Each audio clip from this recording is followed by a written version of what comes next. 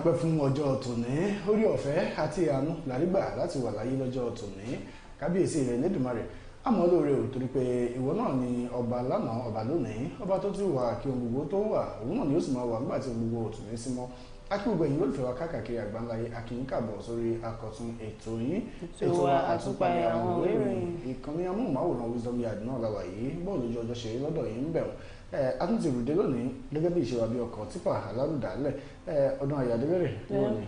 bó ṣe ń pè mí ni mò ń jẹ́ àtúntì ti wá ẹlẹ́yìn ara lílé lóko ládùn èmi ọmọ yìí náà ní ọjọ́ àyàdélérè lórúkọ ti tèmi kò tí ì orúkọ padà. Ọpẹ́yẹmí Oyinwọlá lórúkọ tèmi lágbára Ọlọ́run láti mọ̀ tún yẹbẹyẹbẹ bí ìṣèwà ní orí ètò lónìí bóò ní bí abẹ̀rẹ̀ lọ́dọ̀ ẹ̀ ń bọ̀.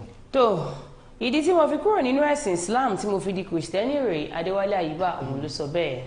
Ó mà ṣe o níbi tí ọkùnrin tí ń já tíkẹ́ẹ̀tì fáwọn ọlọ́kadà ni wọ́n ti yìnbọn pa ládò Èkìtì. Ìgbésẹ̀ ìjọba Kánò láti dá Sànúsí padà gẹ́gẹ́ bí emir ìlú Kánò báyìí ní ilé ẹjọ́ ti wọ́gi lé. Èyí le o sójà yin ìbọn para ẹ̀ níwájú báràkè sójà ní ìpínlẹ̀ Abia. Ooru àmújù ṣekú pa èèyàn 577 nínú àwọn tó lọ fún hajj lọ́dún yìí. Ọjọ́ kejì tí ọmọ yìí ṣègbéyàwó alárinrin ló bá fò sánlẹ̀ tó kú. Olúwo ṣí orí adé sílẹ̀ ní Mẹ́kà ariwo sọ àwọn èèwọ̀ tí ọba aláyé kò gbọdọ̀ ṣe ní ilẹ̀ Yorùbá rèé. Èdè rèé o ọlọ́kadà yìí gún ẹni tí ó ń làwọn níjà pa. Èyí tí mo fi káàdì ẹni wọn ní gbàásgbòs ní ìpínlẹ̀ Rivers àti àtúbọ̀tán òṣèlú bàbá àṣàlẹ̀ nínú ẹgbẹ́ òṣèlú orílẹ̀-èdè Nàìjíríà. Nípínlẹ̀ Kánò àwọn katakata eléyìí tí yóò wú ààfin Adóbàírò dànù wọ́n ti wà ń kalẹ̀ lọ́jọ́ tòní. Gbogbo eléyìí ní kọ̀ọ̀kan ìjèjì ni a máa tu yẹbẹyẹbẹ lórí ètò ní òwúrọ̀ tòní ẹjẹ́ àkànṣe lẹ́ka ìpolówó ọjà wa náà ẹgbẹ́ wàgbà ìkànnì yìí ọmọọba dókítà náà Adélékè Ọ̀ṣun àdúpẹ́ púpọ̀ lọ́wọ́ wọn iléeṣẹ́ tó ń ṣe nàpá ẹjẹ́ adébẹ̀ náà mò ń bọ̀ àti dé. Sweetheart.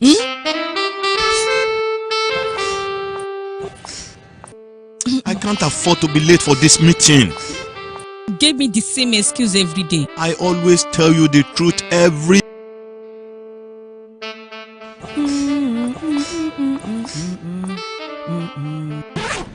You know I will never disappoint you.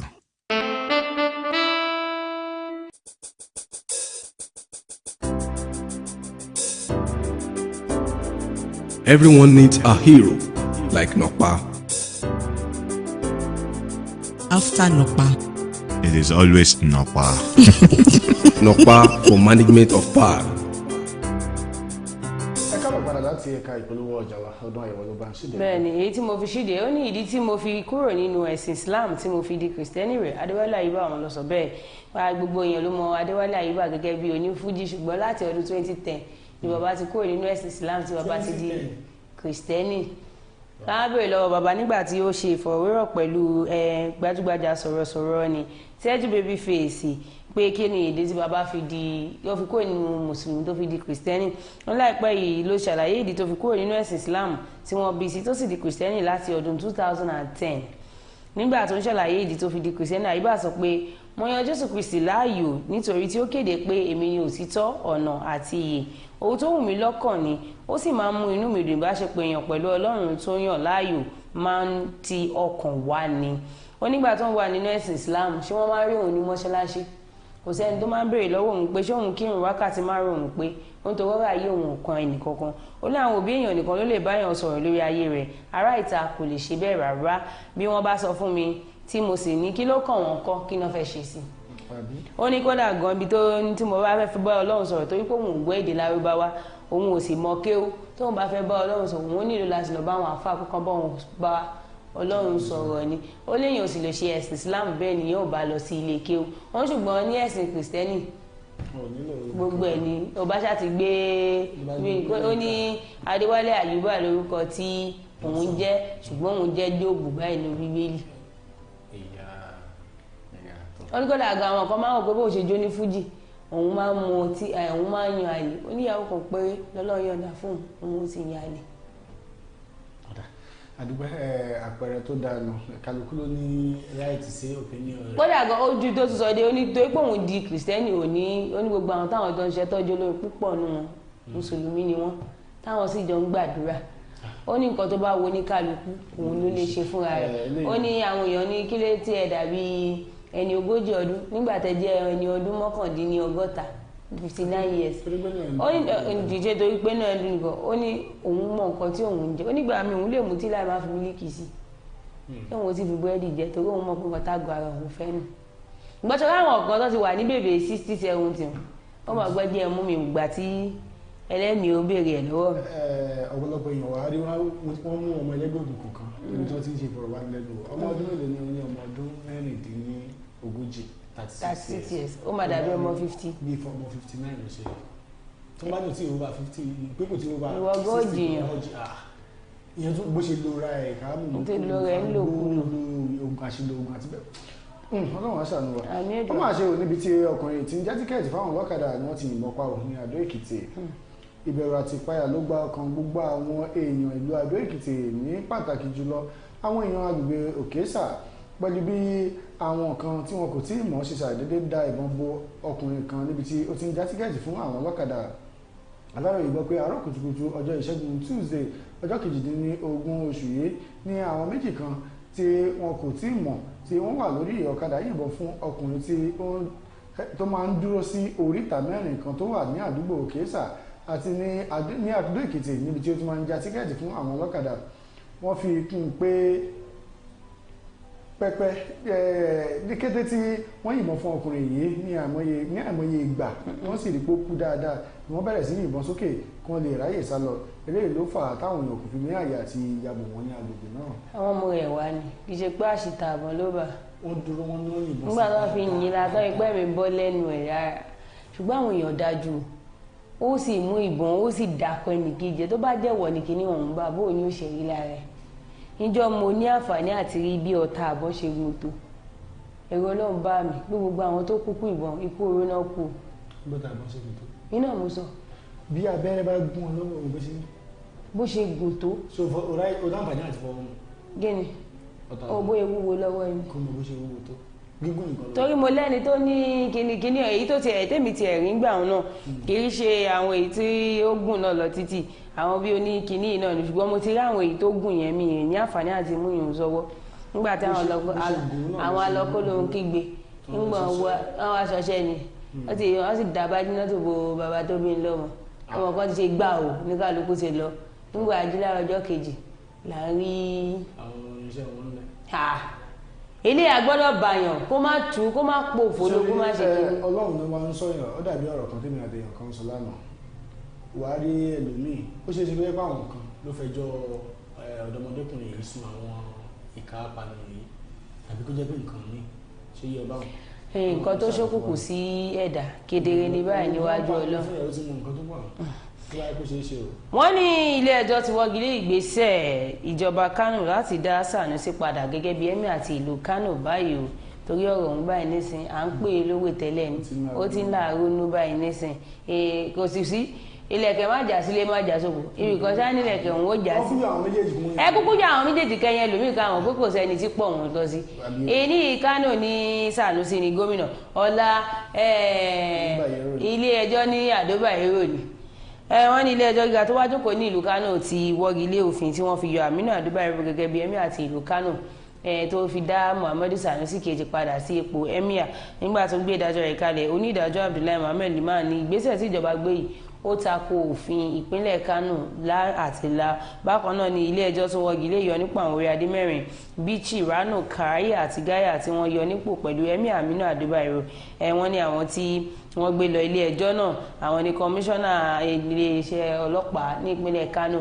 wọ́n gbé ilé aṣòfin ìpínlẹ̀ Kánò ìyẹn spíkà wọ́n gbé lọ ilé ẹjọ́ wọ́n ká wọn lé ní méjì mẹ́ta gbọ́nà tó fi dórí gómìnà ìpínlẹ̀ Kánò ṣùgbọ́n lẹ́yìn ìpẹ̀rẹ̀yìn gómìnà ìpínlẹ̀ Kánò ṣì wà ó sì bọ́ta ó ní Sànúsí Lamido ní Emir àti ìlú Kánò. gómìnà kí ọ̀rẹ́ yìí lórí ọ̀rọ̀ ìpínlẹ̀ Kánò yìí náà lèmi náà wà níbi tí wọ́n ti sọ pé tó àwọn katakata tó ń fi wúlé tí ìjọba ìpínlẹ̀ Kánò tí wọ́n lọ kó wá láti fi wú ilé ibi tí Àdó Bayero tó wà tó ti ń pẹ̀rẹ̀ ní Emir ìlú Kánò wọn láwọn ṣetán àti wú dànù ìdí ni pé torí pé ó ríbi ilé tó jókòó sí ni ọpọlọ ríbi tútù wọn ló lè padà sí ilé tiẹ̀ tó kọ́ o ẹ̀bọ̀ ilé tí tó jẹ́ tìjọba torí ààfin Emir ìlú Kánò méjèèjì àti ibi tó wà àti ibi tí Sànúsí wà ìjọba ló ní wọ́n wá wo wọ́n ti wá fẹ́ wo gbèsè kọ́ nìyẹn lápò ìjọba. láwọn fẹ́ tún kọ́ ilé ọba tó jẹ́ wà lókun. bẹ́ẹ̀ ni.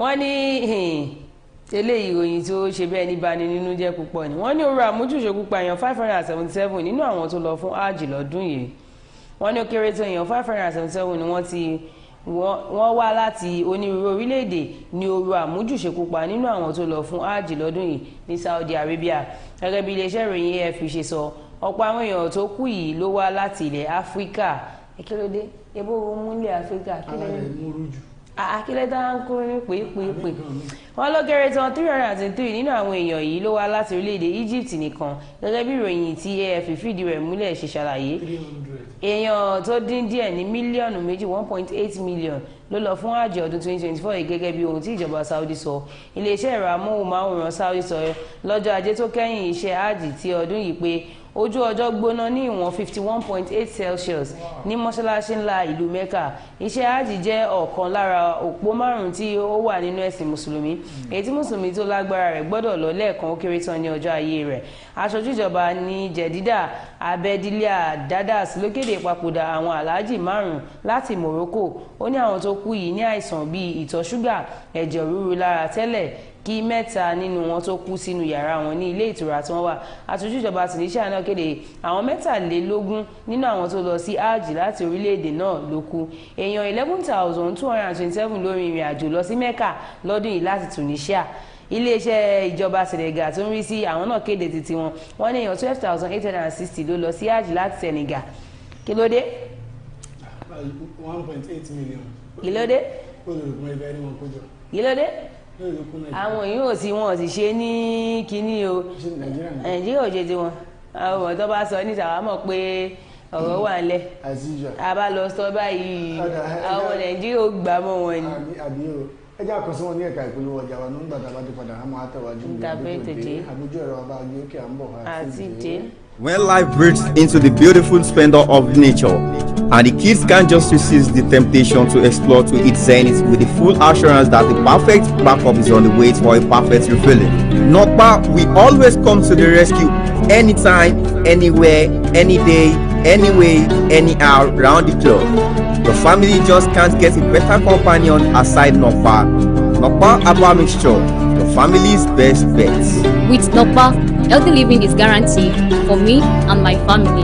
Nokpa for management of power.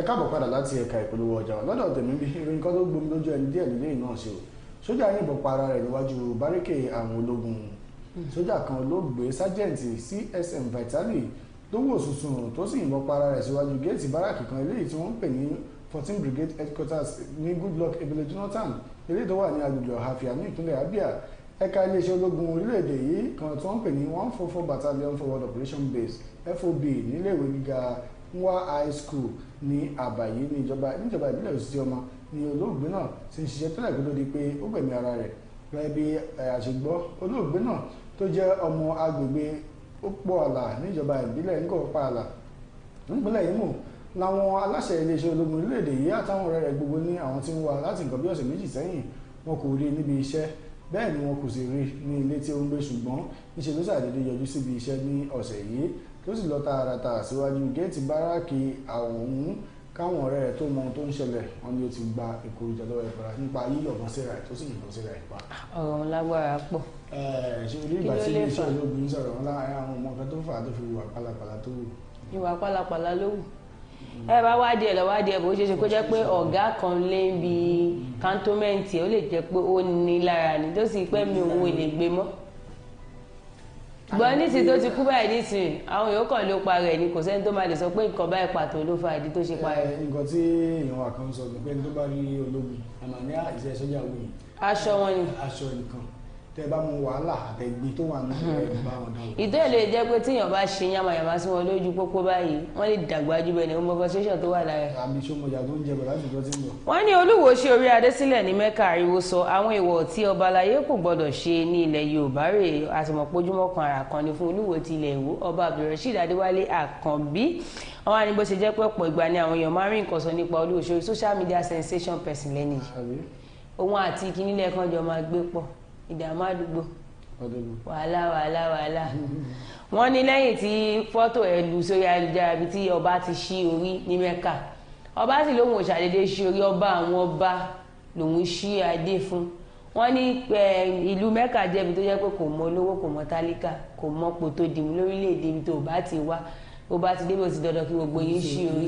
ṣé ọba alẹ́ Saudi ṣí orí rẹ̀. ọba ìwọ máa gbọ́ ibọ́ba yín ló ń sọ̀rọ̀ ìgbà tí bàbá ẹlẹ́bùbọ̀ wá sọ̀rọ̀ ó ní ẹ má bá wọn wí ó ní ìwà olúwo kò gbọ́dọ̀ jọ èèyàn lójúmọ́ iṣẹ́ owó tó gbà lọ́wọ́ àwọn ará Saudi ni bàbá ń ṣe torí bàbá mọ gbogbo èèwọ̀ tó wà bẹ́ẹ̀ wípé níwọ̀n bàtọ́ bá ti fi lè sọ pé ìwọ ni ọba o ó ní kí ní fìlà pẹ́ kíkan báyìí tó máa ń dé funfun báyìí ó gbọ́dọ̀ wà lórí ọba wọ́n ṣùgbọ́n gbà tó lùwò ti ṣe àjẹpọ̀ owó tó gbà lọ́wọ́ àwọn àṣà ó sì lè gbowó lọ́wọ́ wọn kó má ṣiṣẹ́ tán gbélé ẹ lọ́wọ́ ìwọ ọbẹ̀ ni ọba ò gbọ́dọ̀ ṣí orílẹ̀ ó tiẹ̀ ti sọ wáde nǹkan mi.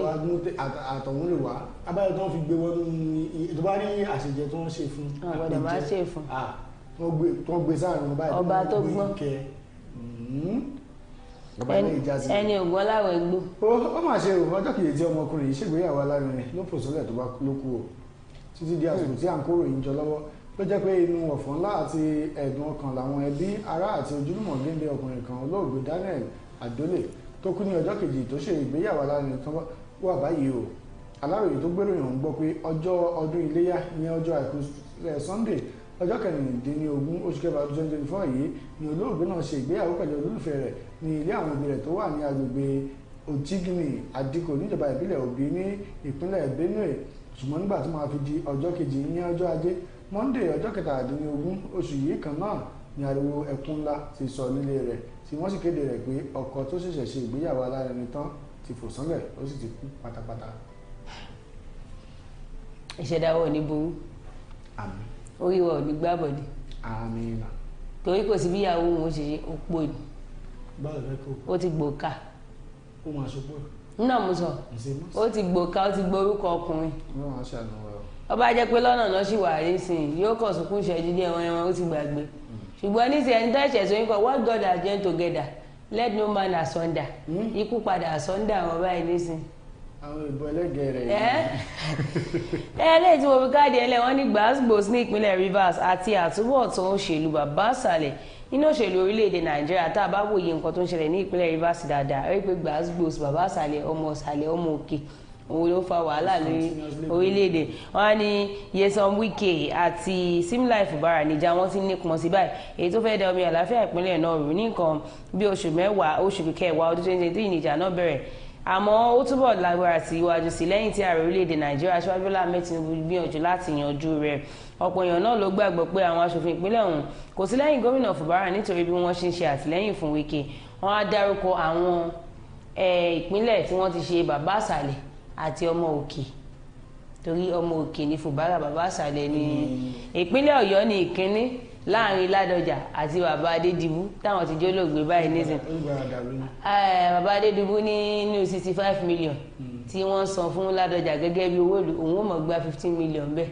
Ládọjà sì ní kò sí ohun tó jọ bílíọ̀nù àbí mílíọ̀nù 65 million ó fẹ́ gba 15 million ó fi 50 lẹ̀ owó tí ìṣòwò oṣù gómìnà owó jẹ wọ́n ní láàrin Adékúnlé Ajásin àti Akin Ọmọborí owó ìyẹn ní ìpínlẹ̀ Ondo àwọn òyìn náà ṣe bàbá àṣàlẹ̀ ìjà bàbá àṣàlẹ̀ ọmọ òkè Rabiu Kwakwanso àti Abdullahi Ganduje ti ìpínlẹ̀ Kano àwọn òyìn náà wọ́n dá rògbòdìyàn sílẹ̀ Nyesom Wike àti Rotimi Amechi ìyẹn ní Rivers ó ẹ̀ṣẹ̀ wá padà wá òun náà fẹ́ ṣe nǹkan tí wọ́n ṣe fóun gbà wọ́n fẹ́ wá ṣe fún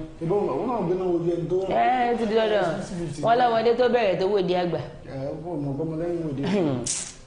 kó tó di pa àmà lọ àwọn kókó tá a mẹ́rin bá ṣe pàtàkì lẹ́ẹ̀kan sí. ìdí tí mo fi kúrò nínú ẹ̀sìn Islam tí mo fi di kìrìsìtẹ́nì rẹ̀ Adéwálé Àyùbá. èèmọ̀ rẹ ọkọ ìyàwó fò sánlẹ̀ ó kú lọ́jọ́ kejì ìgbéyàwó. ilé ẹjọ́ wọ́gi lé ìgbésẹ̀ ìjọba Kánò láti dá Emir Sanusi padà gẹ́gẹ́ bí Emir Kánò. èyí mà lè wò sójà yìnbọn pa ara rẹ̀ síwájú bárẹ́kè. orí àmójú péjepú pa èèyàn 577 nínú àwọn tó lọ fún hajj lọ́dún yìí. níbi tí ọkùnrin ti ń já tíkẹ́ẹ̀tì fáwọn ọlọ́kadà ni wọ́n ti yìnbọn pa ládó èkìtì. olúwo ṣorí adésílẹ̀ ní mẹ́ka ariwo sọ àwọn èèwọ̀ tí ọba aláyé kò gbọdọ̀ ṣe ní ilẹ̀ yorùbá rèé. oníyàn ṣe ọlọ́bẹ̀ ṣe gbogbo ẹ̀yin tẹ́ bá fẹ́ jẹ́ ẹ̀kọ́ àìbínú.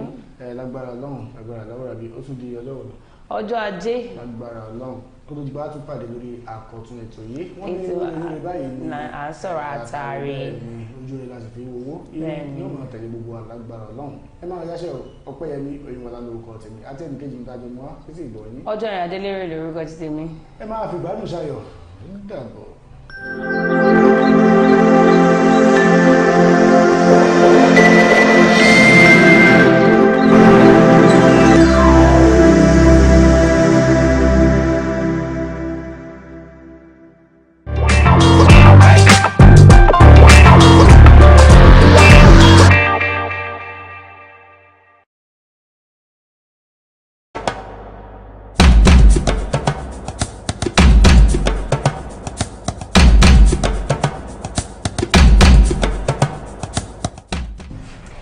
ẹ̀lẹ́ ẹ̀yin ará ilé ẹ káàbọ̀ sórí ètò yín ètò wa ètò gbogbogbò ètò lórí Wisdom Yard Online TV ní òkùnsẹ́lẹ́gbẹ̀ ẹwà ọmọ tó nà ọmọ pa ọmọ tó nà ọmọ jù òun ní ètò orí Wisdom Yard Online TV lásìkò yìí ó ti pẹ́ táwọn èèyàn ti ń dà á láàmú pé ìgbà ọlá fẹ́ gbé ẹni yìí wá àwọn fẹ́ rí ẹni àwọn fẹ́ bẹ́ẹ̀ ni yìí pàdé àyùnú ẹ mọ̀ náà bá ṣe máa ṣe lórí ètò wa ní nǹkan méjì ju ká ṣe kí ni ká fún yín ní nǹkan tẹ̀bẹ̀rẹ̀ lórí ètò yín lásìkò yìí amú ìyá wa ọ̀rẹ́ wa olólùfẹ́ wa ẹni tí gbogbo aráàlú ń fẹ́ mama no network mọ̀ náà bẹ́ẹ̀ ṣe béèrè tí wá ní pé kí ni ká fún yín màmá wa ẹ bá kí àwọn aráalé.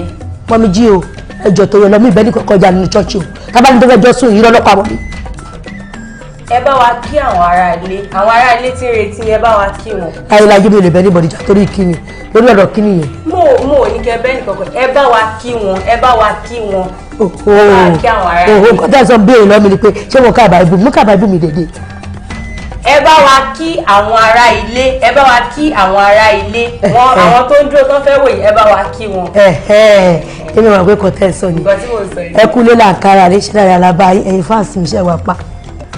ẹ ti gbọ́ wọ́n ní ẹ̀yin fáǹsì wọn ṣé dáadáa lẹ wà ṣe wà pa èmi náà wọ́n pé gbogbo yín wà pa ẹ̀yin tẹ́ ti ń jókòó tẹ́ sí wò pé fẹ́ mọ ẹni tó ń jẹ́ no network gangan lásìkò yìí ẹ má wọ̀rí àwa máa fún yín ni ẹ mọ̀ pé Yorùbá sọ pé ìgbóná gbòòrò làjọ pọ̀ lọ tó bá ti tutù tán àkùsádùn kankan bẹ́ẹ̀ mo máa yí tó lásìkò yìí màmá àwọn ìbéèrè kan wà tí àwọn aráalé fẹ́ mọ̀ ìdáhùn sí wọ́n ti ní àwọn ìbéèrè yẹn ó ti ń kọ wọ́n lóminú tó fẹ́ kẹ́ bá wọn fi ìdáhùn sí àwọn ìbéèrè yẹn ṣé ẹ ti ṣetán láti fún wọn láwọn èsì sórí ìbéèrè tán béèrè. ẹni pé.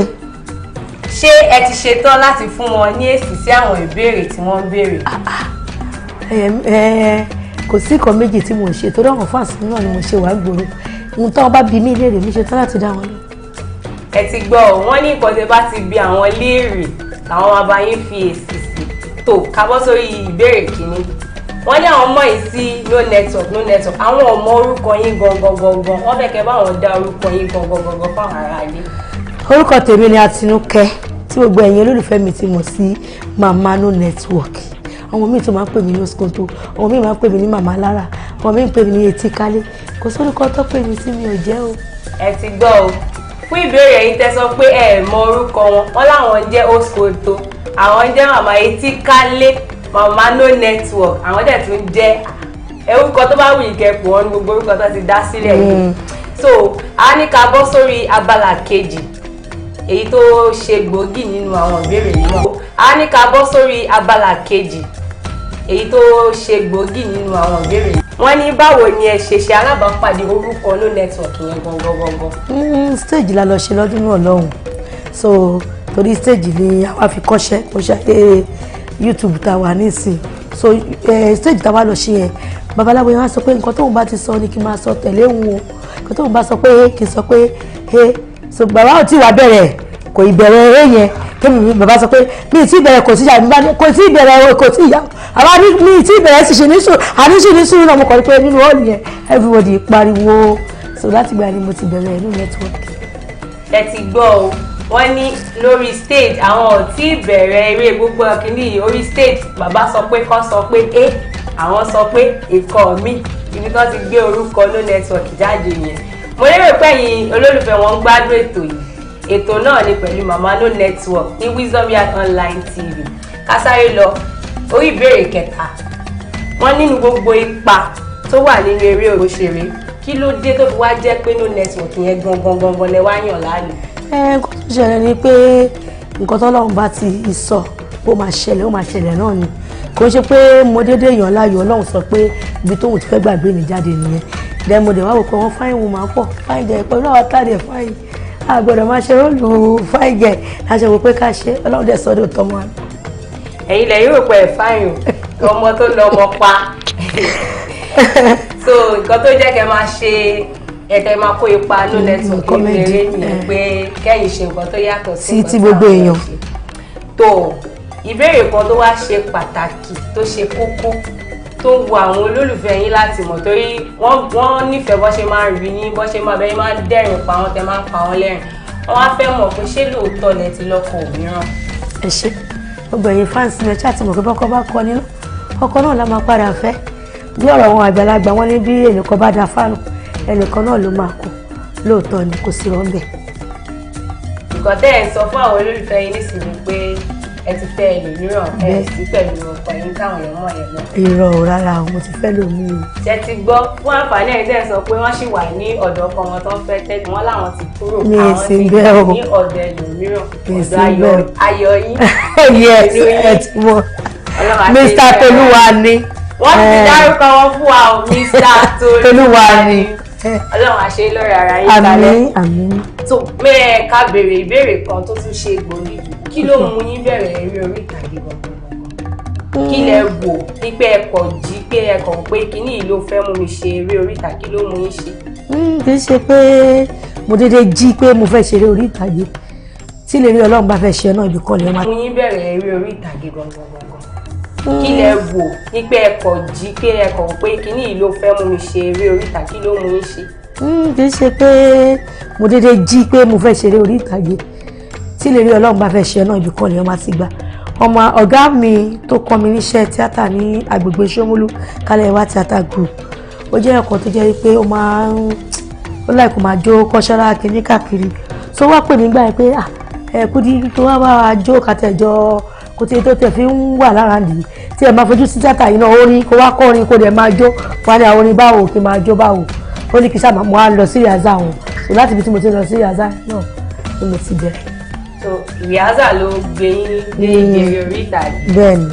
bẹ́ẹ̀ ṣe ń lọ rìhásà yẹn ẹ̀yin náà wá ń. bí mo ṣe wá lọ yẹn mo wá ní stress inú ẹ̀ bọ́tẹ́ tó jẹ́ kí ní stress gọ́gọ́gọ́gọ́ òun náà lòdì ṣáàbù mi torí máa ń san always tó sọ pé bí àǹtí ṣe máa ń sùjàlá gba ẹ̀ pé èmi náà fẹ́ máa sùjàlá ìjàlá yẹn ló wà lọ́kàn mi kì í ṣe kọ́mẹ́dì o bọ̀ wọ́n sọ fún mi pé wọ́n máa ń bí mọ́yàn ni àkókò jẹ́ pé ọmọ ilé-ìgbé àbọ̀ ọmọ olóòṣà kan òun ló ní ìjàlá yẹn pé so kì í ṣe kọ́ máa dédé kọ́ ìjàlá wọ́n máa ń bí mọ́yàn ní ìdílé máa wá jẹ́ bí ìdílé èèyàn ṣá. so mo fẹ́ bèrè lọ́wọ́ yín tẹ́lẹ̀ pé kí lédè tẹ̀ ẹ ṣe ṣe bí òṣàbùnmi ṣe ṣe gbọ́ ẹ ti dáhùn ẹ̀ mọ́ ìbéèrè pé wọn ò bí wọn yín. bímọ mi ọ̀nà tẹ́yìn ọ̀yìn náà dà adẹ́rìn pòṣòrí kò sí bí lóyọ̀ ṣe lè di tó ó bá ti gbóhùn yín báyìí àbúkọ́ máa rẹ́rìn. Ọlọ́run ni o. ẹ jẹ́ ká bọ́ sábàlá tó tún kàn eré wo gangan lẹ ṣe tó gbé yín jáde gbangba eré tẹ ṣe táwọn èèyàn fi mọ̀ yín pé ẹni yìí No Network. eré tí mo kọ́kọ́ ṣe No Network ìwé náà ni Agijù Ìbẹ̀rù Tọ́pẹ́ ló ṣe Tọ́pẹ́ Gbẹ̀jì ló ní eré yẹn tó gbà tí mo ṣe ń gbà yẹn mo máa make up tẹ́lẹ̀ máa falà mẹ́ta sójú so wọ́n máa kọ́ wá rí mi pé wọ́n máa yí ó dẹ̀ pé àǹtí mo rí nínú fíìmù Agijù Ìbẹ̀rù náà wípé ẹ̀dẹ̀ kọlà mẹ́ta wáyé tẹ́ fi kọlà ẹ má kọlà ìlú fèsì yín wọ́n máa ṣe bá mi sọ lọ́jọ́ náà nìyẹn so láti inú Agijù Ìbẹ̀rù yẹn láti wá lọ ṣe àmọye àwọn fíìmù bíi Baba Nepa Mr. Teacher tàwa ṣe bẹ́ẹ̀ bẹ́ẹ̀ kó tó di pé láti wá pàdé mi ní location kó wá sọ wípé kí wọ́n bá wọn ṣe Lagos to Benin so Lagos to Benin yẹn nínú ẹ̀ No Network ti wá jáde tí Esalom ló tà tó wá fi No Network yẹn polówó pé ìtúrẹ́dì. lọ́rọ̀ kan nísìnyí Lagos to Benin ló gbé yín já gbangba. yes. ẹ̀yin ará ilé mo lérò pé ẹ gbádùn ètò pẹ̀lú màmá No Network wọ́n ní Lagos to Benin ló gbé àwọn já gbangba àwọn ti ṣeré agijù bẹ̀rù Mr Teacher lóríṣiríṣi kó tó di pé wọ́n bá Mr Latin pàdé wọ́n wá ṣe Lagos to ní èyí tó gbé wọn já gbangba tí gbogbo yín fi mọ Màmá Ló Network lónìí. Mo lérò pé ẹ̀ ń bá wa ká lọ ètò yìí ni o àdé àwọn gbajúmọ̀ lóríṣiríṣi lórí Wisdom Yard Online TV. Ẹ jẹ́ ká wá béèrè ìbéèrè kan tó ṣe yàtọ̀ sí ipa Màmá Ló Network nínú eré mi tẹ̀ ti ṣe iṣẹ́ tí kópa mí nínú eré mi yàtọ̀ sí Màmá Ló Network yàtọ̀ sí ipa Màmá Ló Network nínú eré mi tẹ̀ ti ṣe iṣẹ́ tí kópa mí nínú eré mi yàtọ̀ sí Màmá Ló Network. Kí tó ṣe Ló Network mo máa ń ṣe normal role tí ò kì í ṣe látàtí mo wá bẹ̀rẹ̀ sí ní ṣe Ló Network yẹn àwọn fans mi wá pọ̀ látàtí mo wá lọ ṣe rẹ́kọ̀dù kan Adùnláyé mi tó jẹ́ ti tèmi orin ni mo wá lọ ṣe so but mi fi mo kàn ṣe short Ló Network inú ẹ̀ so gbà tó orin yẹn wá jáde àwọn fans mi sọ pé àwọn ò fẹ́ pípé Ló Network yẹn gangan òun ni àwọn fẹ́ pé màmá ṣẹ́ni tètè ìbàdí ṣó tó lè gbọ́rọ̀ mọ́ so láti bẹ̀rẹ̀ mo ti bẹ̀rẹ̀. Àwọn fans ń ṣá pẹ̀lú èèyàn tó jẹ́ àwọn ni o àwọn ni o yàtọ̀ sí Ló Network kò tún sí róòlù mìíràn lórí Ló Network. tó kò Ló Network yẹn náà wá sí róòlù tí mi lè fi ṣe o ẹni tí tẹ bá fẹ́ kí n fi ṣe pẹ̀lú Ló Network yẹn màá ṣe o dáadáa àìmọye àwọn tá a ti ṣolówó nínú ẹ àìmọye àwọn tá a ti irú fíìmù kan sì bọ̀dá Yínká ló ṣe Yínká Quadri ló ṣe ọkọ mi nínú ẹ̀ ìyàwó olówó dẹ̀ ni mo ṣe bẹ́ẹ̀ so ta rẹ̀ pé táìsì ẹ̀ ní àgbélébù nígbà tó yàn lówó lọ́wọ́ tó ṣe gbogbo ẹ̀ tó bímọ tó yẹ pé ọ̀tọ̀ ní gbogbo báwọn ẹbí àwọn ọ̀rẹ́ ṣe ń wò sí pé báwọn èèyàn ṣe máa lówó lọ́wọ́ tó máa lọ fẹ́ àdìtí pẹ̀lú gbogbo owó tó ní so ti ẹ̀dí ẹ̀yà àgbélébù so fún Ṣadé Lúnà àtijọ́ ṣe náà bẹ́ẹ̀ tó ṣọkọ mi bẹ́ẹ̀. nǹkan bẹ́ẹ̀ sọ fáwọn olólùfẹ́ yìí nísìnyí pé pẹ̀lú bẹ́ẹ̀ ṣe ń ṣe Ló Network ẹ lè ṣe olówó kò sí róòtì mi kò sí róòtì mi à ń ṣe ìyá à ń ṣe nọ́ọ̀sì à ń ṣe ó kàn jẹ́ pé tó bá jẹ́ pé nọ́ọ̀sì la ṣe tó bá ní ká lọ má bẹ́ wá a lè lọ mú sírin a lè lọ gbé kan wá a lè sọ bá ní ká fún àwọn patient ní abẹ́rẹ́ malaria a lè gbé tí. ẹ ti gbọ́ ẹ̀yin ara ni ẹ ti gbọ́ o. so ẹ má ràn mí lábẹ́rẹ́ rẹ̀ yìí. ẹ má ràn Màmá Ló Network lọ fún abẹ́rẹ́ wa o tẹ bá bèrè abẹ́rẹ́ typhoid tó lọ fún lábẹ́rẹ́ tú. abẹ́rẹ́ ìwúrí. ẹ̀yin lẹ́wà ọ̀yọ́ lẹ́wà o. so ó kó ìbéèrè kan tí ó ń kọ àwọn olólùfẹ́ yín lórí inú. ó ti yá ẹ lè ṣe bẹ́ẹ̀. ẹ ti ṣetán láti dá wọn lóhùn. wọ́n ló ti pẹ́ mẹ́ta tẹ́ ti ìrìn àjò kúrò lórílẹ̀‐èdè Nàìjíríà nínú ọdún tàwa yìí ló kọ́ ni ní 2020 báwo lè ṣe ṣe ọlọ́run lè gbé gbà. Ọlọ́run ló lórí bẹ́ẹ̀. torí pẹ̀lú bí 2022 yìí ṣe rí yìí. Ọlọ́run ló lórí bẹ́ẹ̀ nígbà tó fún wa London lákọ̀ọ́kọ́ ó tún yà tún lọ nílẹ̀ kejì àti wà lọ sí Kenya bẹ́ẹ̀ ẹ wo Ọlọ́run ló lórí bẹ́ẹ̀ ẹ má wájà àbájọ olótù kò tọ́ Ọlọ́run ló lórí bẹ́ẹ̀ ẹ̀yin fans mi mo dúpẹ́ lọ́wọ́ yìí torí bẹ́ẹ̀ ṣe ń follow mi tẹ́ ń share tẹ́ ń like òun náà lè mi fi rìnrìn àjò ẹ ṣé mo dúpẹ́. ṣé gbogbo ìgbà tẹ wá lọ sí àwọn ibẹ̀ yẹn ṣé ẹ kọ̀ lọ sinmi ni àbí ẹ lọ ṣiṣẹ́ àbí kí lẹ lọ ṣe lọ́ọ̀gbọ̀n. náà ó wà àwọn ará ilé kan mọ̀ nǹkan tó lọ. nígbà tí mo lọ sí Canada àgbà yẹn ni mo ya Canada network bọ̀ nígbà tí mo wá lọ sí London àwọn skit lóore ní sí skit yẹn là ń ṣe lọ́wọ́lọ́wọ́. ní London ìgbà tẹ wá lọ Kenya nǹkan. ìgbà tá a lọ sí Kenya yẹn a lọ just for holiday. cash boy ẹ ti gbọ́ all work and no play ni Màmá Ló Network ṣe o. ọdẹ sọ fún yín ẹni bá ma ẹ má wádìí àbájẹ ní báwo ìṣẹ́jú akàn apẹlẹ tí omi nǹkan tí àwọn Network sọ yẹn gbogbo ọtẹ rí ìwọ lọ́lọ́run ló ṣe kò ṣèyàn tó ọba wa láàrin ìṣẹ́jú díẹ̀ àkọsáré àwọn olólùfẹ́ yín wọ́n kàn fẹ́ kẹ́ kọ̀sáré jù fáwọn láàrin ìṣẹ́jú díẹ̀. ayélujára mi ò lè kiri ògì torí kíni. mi ò ní kẹ́ kiri ògì. mo ní kẹ́ kọ̀sáré bá mi kẹ́ kọ̀sáré bẹ́ẹ̀ ṣe máa ń ṣe lórí eré orí ìtàgé ẹ̀ kọ̀sáré jù fún wọn díẹ̀. ẹ fẹ́ fún fẹ́ǹsì. mi ò fún fẹ́ǹsì kò sẹ́ni kò sí ẹ̀sìn fẹ́ǹsì nígbà tẹ́nì kankan fẹ́ fò ẹ kọ̀ bá jù fún wọn. ayélujára mi ò lè búyà anybody nígbà tí wọ́n bá sọ kí n búyà wọn ra lé kí lè fẹ́ kọ́ máa sọ. mi ò sọ pé kẹ́ búyà anybody mo ní pé àwọn aráalé wọ́n ń wò yín wọ́n fẹ́ kẹ́ bá wọn ṣe eré díẹ̀ eré. mọ́mí yìí bímọ ọkùnrin àbóbìnrin. eré ìyá mi ò bímọ eré kẹ́ bá a ṣe fáwọn olólùfẹ́ yín díẹ̀ àwọn tó ń wò yín nílé ẹ ṣeré fún wọn díẹ̀. ayélujára mi mú gíláàsì wà bíbá mo ṣe máa lo gíláàsì torí kí ni.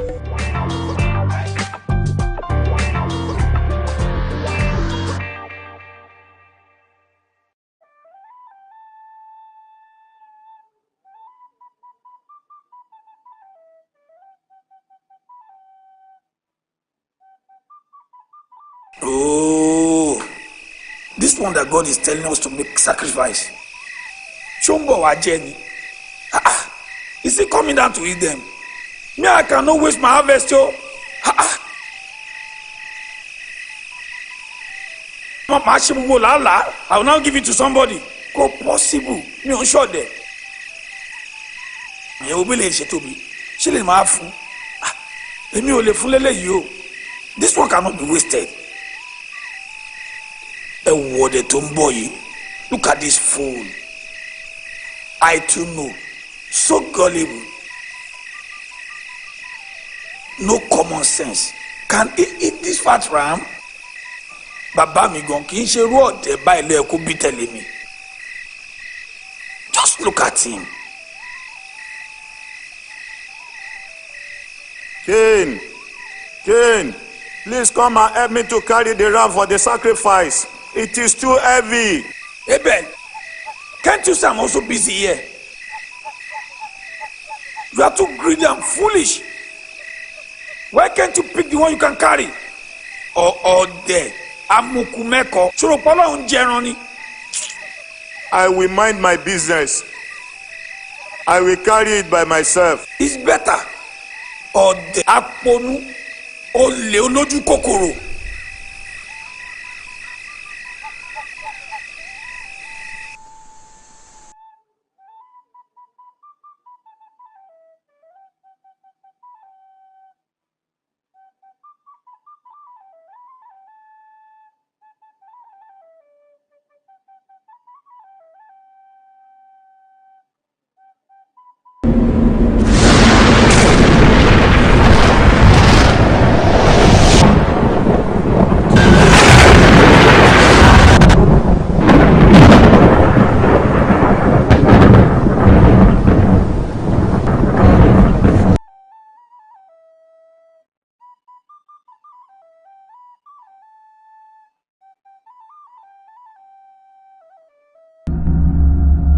Why are you angry?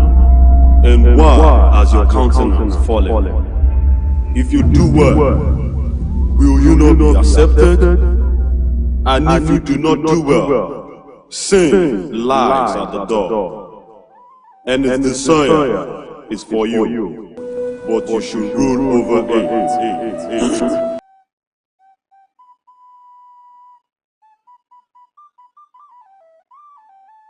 Cain, why are you angry?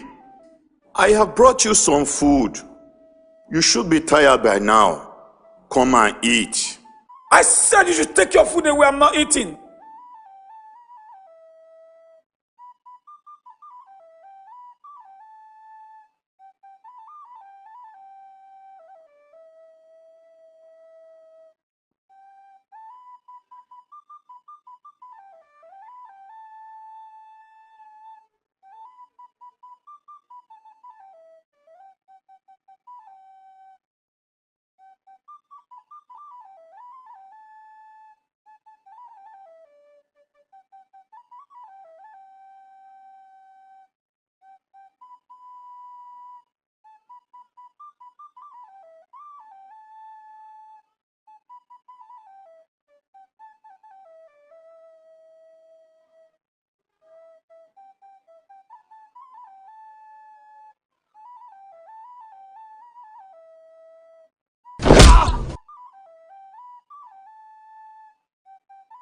Where is your brother?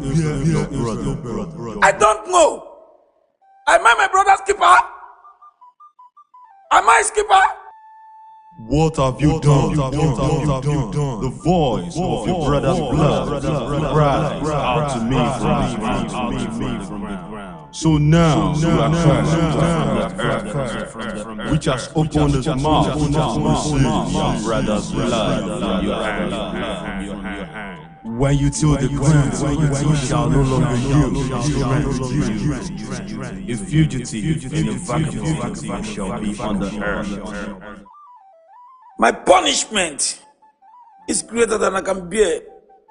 Surely you have driven me out this day from the face of the ground. I shall be hidden from your face. I shall shall be a fugitive and a vagabond on the earth. And it will happen that anyone who find me will kill me.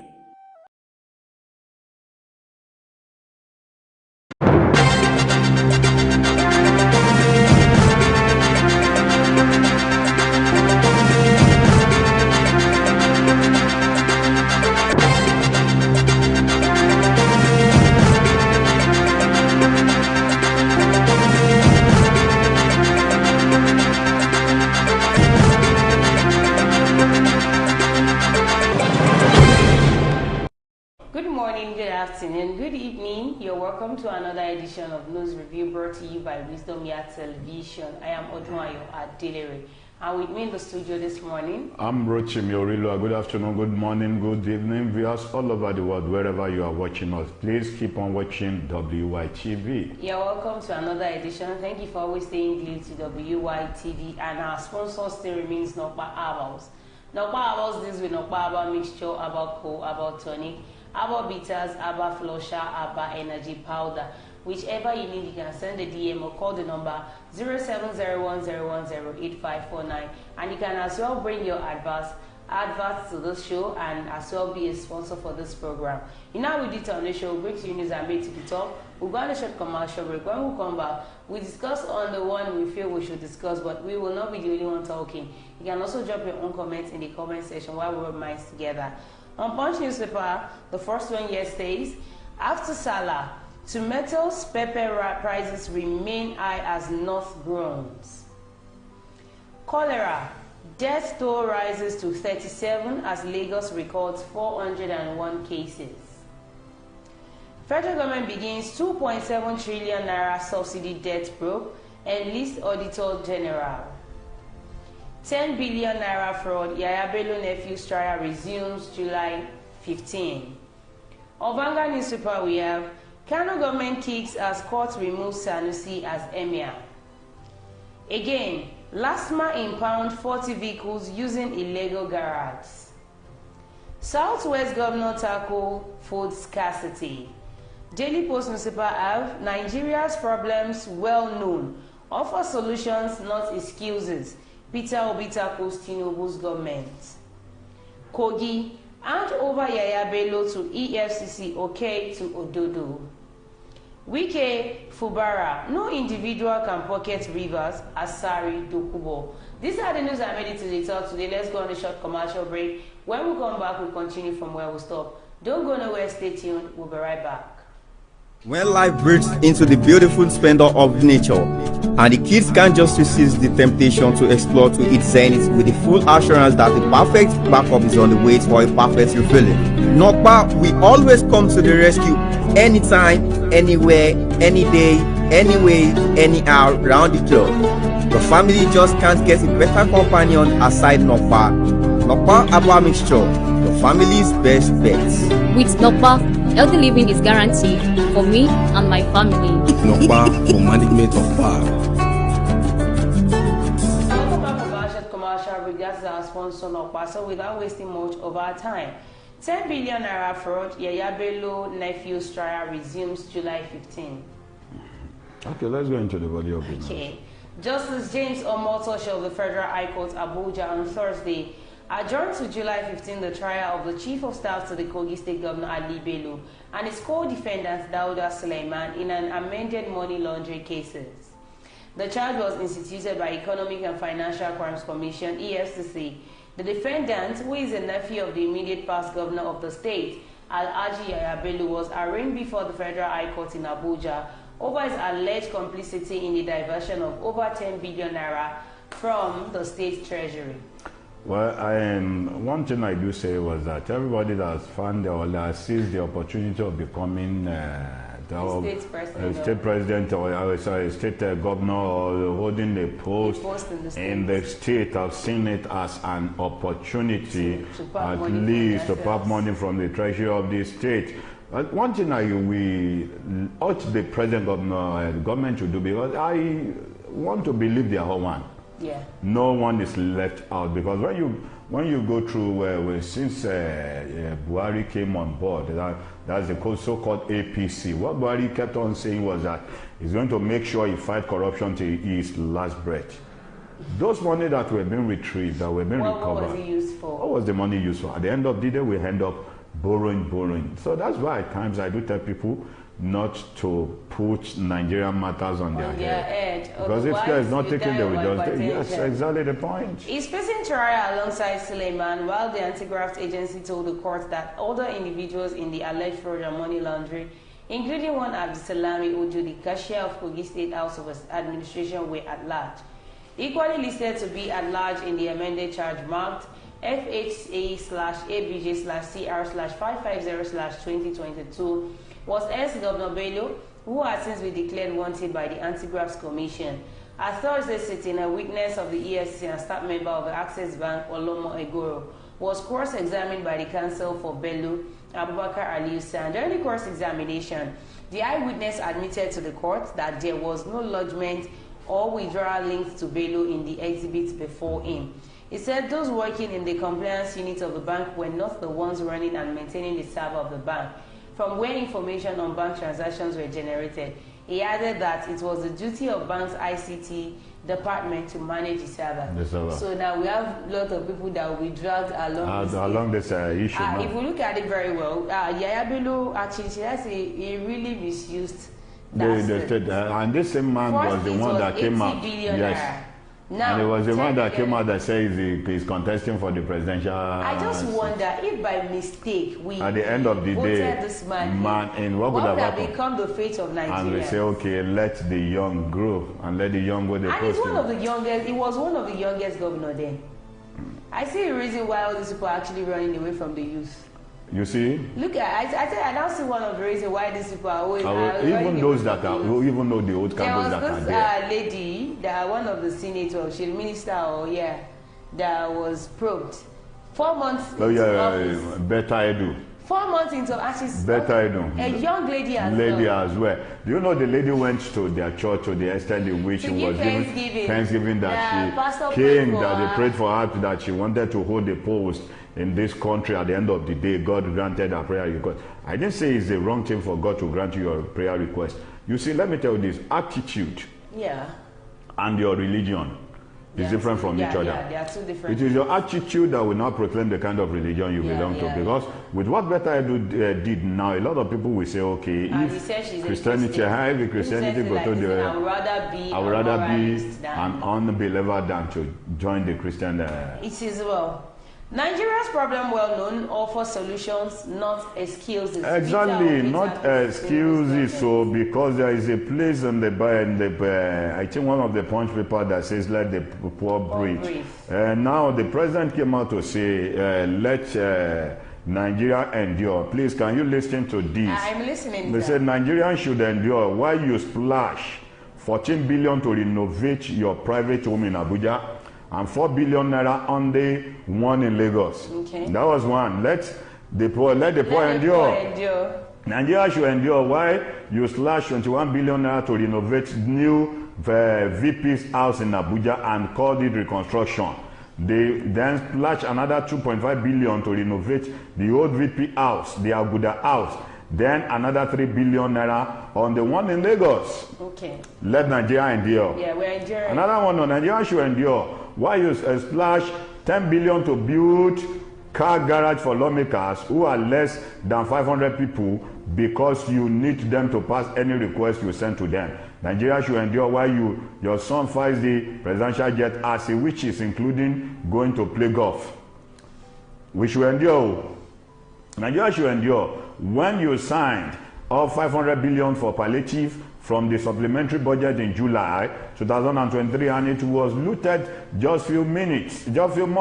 No one saw any palliative. Nigeria should endure, and you reward your friend, Shanobri, with the 15 trillion Lagos Ibadan super high contract because he helped you in the 2023 election. Nigeria should endure while you colonize 100 trillion with so much wickedness and recklessness, e.g. Better Edu, stealing 17 billion another 37 billion stolen by the humanitarian ministry. I have a lot of their name on my phone. I see you actually get prepared onto this news review. Yes, exactly. And, so Peter Obi meant what he's saying. We know Nigeria is a mess. What is the solution? What is the way forward? You can't just keep on coming on and telling us that Nigeria is a mess without a profound solution to it. All this Peter Obi coming out, you know, if the opposition party are going to talk, they will say because he did not emerge as the president of Nigeria.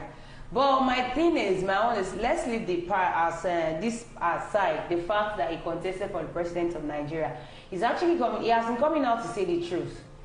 Nobody's actually better. Forget about until you get there. When Jonathan was there, the president of the Nigerian, the president of this present Nigerian country, Tinubu, was one of those personally sponsoring protests against Jonathan. They came out to let the poor breathe. Petrol was 65 naira to 141 naira. They had to stay protest against Jonathan that he should bring down the petrol to 65 naira. Now petrol is close to 750 naira. Some are already selling it down. 750 naira. Some are selling for 800. We have some at another part of the country that are selling for 1,000 naira per liter, and nobody is coming out to say anything about it. Former presidential candidate of the Labour Party, Mr. Peter Obi, has said that the problems facing the nations are well known to all Nigerians. Obi said it was disheartening to hear those in charge who were hired to address problems. He said that Nigerians are not the only ones struggling with poverty and hunger. Instead, he suggested that a true leader provides direction, guidance, solutions, and reassurance in times of crisis. In a post on his X handle on Friday, the former Anambra State governor suggested that the country needs to have a thorough plan of action to tackle its unique struggles. Obi urged those in leadership positions to offer tangible solutions, not mere reminders that others facing similar challenges. If others are facing similar challenges, must we also face poverty? That is my question to the You see, one thing about this country was that there is an adage that I learned from my father. Okay, which is? That if you want to become a successful person on earth, you must walk and move, relate with somebody who is ahead of you. Ahead of you, Ahead of you, not somebody who is behind you in success. Because when you move, when you are in a relationship with somebody who is always ahead of you, at least you'll be striving at least to meet up to that person. Not that you move with somebody who is behind you, because if guy is not taking, the person will draw you back. The person will draw you back because you'll be looking at as the achievement, your own achievement, that because you keep on looking back. I don't know why Nigerian president kept on looking back. I believe you should be able to look at those countries that are functioning very well, that the people, the masses of the country are enjoying the benefits of their democracy. Before we go, let's go on a short commercial break. When we come back, we'll continue from where we stop. Don't go nowhere, stay tuned, we'll be right back. Sweetheart.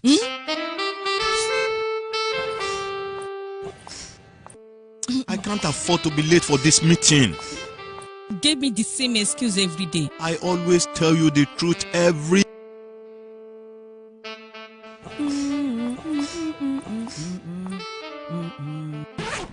You know I will never disappoint you.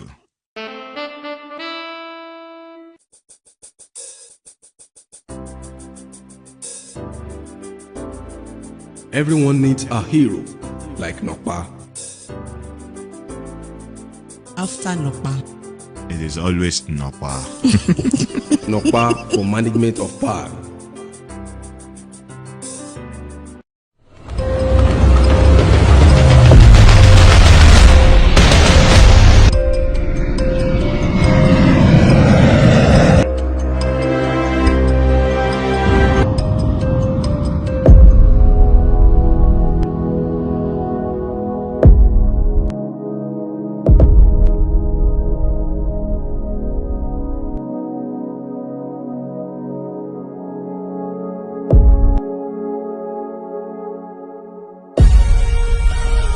Nokpa for management of power. You're welcome back from that short commercial break. That's our sponsor, Nokpa. So before we went on that short commercial break, we're actually talking about Peter Obi telling the president of the federation that Nigerians know the problem we are facing. Don't remind us that we are facing problem. All we want from you is solution. When Buhari was the president of this country for good 8 years, our brother, the Minister for Information, That's Lai Mohammed. Sorry, that Minister for Power. No, Lai Mohammed. I was giving them for each other. Yes, Lai Mohammed was the Mohammed was the minister. The only thing Lai Mohammed kept on saying in their first tenure was to apportion blame on the past government, which was the APC. That APC governed this country. PDP governed this country for good 16 years, no achievement. Thank God. I believe they know the reason why they are coming there to be in charge, to take charge of the country. That their visibility study has been done properly before they could contest for the election. For good 4 years. Not until when the Nigerians came out to say, sir, you don't need to apportion blame. Go and do your own work and see how you are going to drive the country forward. For good 8 years. Buhari was there was nothing to Buhari was there. All of the money that was being recovered from the looted ones what did they use it for? Has nowhere to be found. The money was shared among themselves. Then you will know that this country is in total mess. That no one, I still repeat, no one that will ever govern this country that have the love of this country in their heart. Because they are so heartless to the extent in which they believe that anybody that has the opportunity to be on that seat sees this as an opportunity for them to make wealth, not to bring the poor out of poverty. Do you know how many companies are folding up? Leaving Nigerian on an exile. Do you all know how many men that has been jobless today, that are unable to provide food for their wives, for their family? The last but not the least, Kogi hand over Yaya Bello to EFCC, to Ododo. Yes. If the governor of the state knows what is good for him, I feel the man should not even be on seat right now. He should not even intervene, despite the fact that he was your godfather. You do not even understand. That he was the one. The man should not even be sitting on They that believe they're seat enjoying as immunity, and state. it was not the federal that appointed him. It was the state that appointed him to be. Because I don't know how to even put it. Why would you? It's like you are hindering the. He was the one that paved way for him, so he will want to do anything to cover his master up. Now, if he knows what is best for him, he had better release Yaya Bello to hand over himself to the EFCC. I could remember my brother Fayose Nekiti then. He went and surrendered. He was the one that went to the EFCC office. He's working freely now. He's working freely. He even bought a t-shirt them. EFCC. He had a logo that EFCC account, and he went to the office with pillow and a sleeping mat. He knows he's not coming back there. A clear conscience fears no accusation. So Yaya Bello, if you have nothing to hide, if you don't have anything, any skeleton in your cupboard, why don't you surrender yourself? Political activist Usman Austin has cautioned Governor Usman Ododo of Kogi State against being hypocritical and obstructing anti-graft war. Charged Ododo to demonstrate his dedication to fighting corruption by taking concrete steps to hand over former Governor Yaya Bello to Economic and Financial Crimes Commission (EFCC) for investigations. In a statement he signed, the political activities questioned Ododo's commitment to fighting corruption, particularly in light of allegations that he's protecting Bello. Criticizing the recently enacted Kogi State Anti-Corruption Bill, accused Ododo of hypocrisy and labeled the legislation as a mockery of the entire anti-corruption system. Now, if other states sees what Usman Ododo has actually done, then they will incorporate what that man has done, and then they will keep on doing it. They know once they want to arrest somebody that I know as my godfather, they'll be the one to be his child. Yes. So definitely, if Yaya Bello is taken out of this country, then we should ask Ododo. The only people I pitied was the so-called people of that state. They are so blinded, they are so blind to the extent in which they can't even see the future of that state. That a single man will hold the whole state in his pocket and dip his hand into the treasury of the state and 80 billion naira. And withdraw 80 billion naira to pay there is another charge for his nephew, 10 billion for the naira. school fees of his children. Why we have some people roaming about the street doing nothing in that state, and this same set of people that are roaming about the street that were being given food money, let me say Indomie money, were those people that stood against the EFCC that Yaya Bello will not be arrested in that state. I pity the future of those people living in that state. It is well. Nigeria will work again. All right, I've come to the end of news review today. Do not forget to follow us on all our social media platforms, on our Facebook, on our YouTube, on our X account, on our TikTok, on our Instagram. You can as well join the WhatsApp community by dialing or sending a message to the number 0701010859. Thanks to our sponsor, Nokwa Abbas, and to our fans out there who are always staying glued to WYTv. I remain myself, Ojuayo Adelere. Thank you, Ambassador WYTv, for Thanks for having me. So we'll come again on your screen on Monday. Be good and be fine. Bye for now.